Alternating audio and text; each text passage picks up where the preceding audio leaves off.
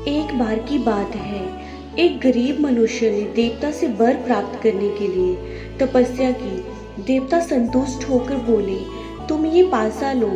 इस पासे को जिन किन्हीं 3 कामनाओं से 3 बार फेंकोगे, वे तीनों पूरी हो जाएंगी।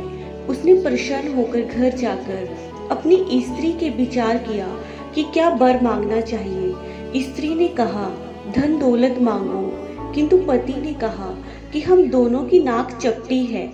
इसे देखकर लोग हमारी बड़ी हंसी उड़ाते हैं, अतः प्रथम बार पासा फेंककर सुंदर नाक की प्रार्थना करनी चाहिए। किंतु स्त्री का मत वैसा नहीं था।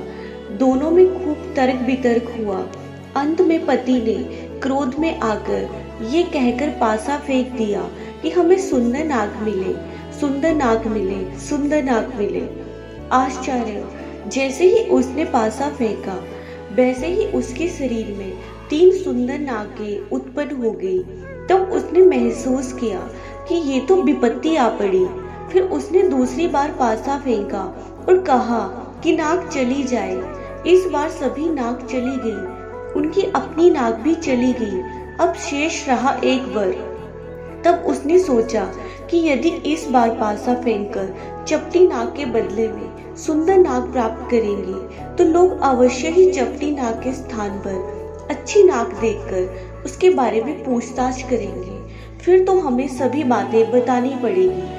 तब वे हमें मूर्ख समझकर हमारी और भी हंसी उड़ाएंगे और कहेंगे, ये लोग ऐसे 3 वरों को प्राप्त करके भी अपनी अवस्था में उन्नति नहीं कर पाए। ये सोचकर उन्होंने पासा फेंककर अपनी पुरानी चपटी नाक ही मांग ली। ठीक ही कहा जाता है कि समझ बूझकर काम न करने वाले लोग अक्सर अवसरों को अपने हाथ से यूं ही गवा देते हैं। जो व्यक्ति हाथ में आए अवसर को इस तरह गवा देता है, वे जीवन भर पछताता है।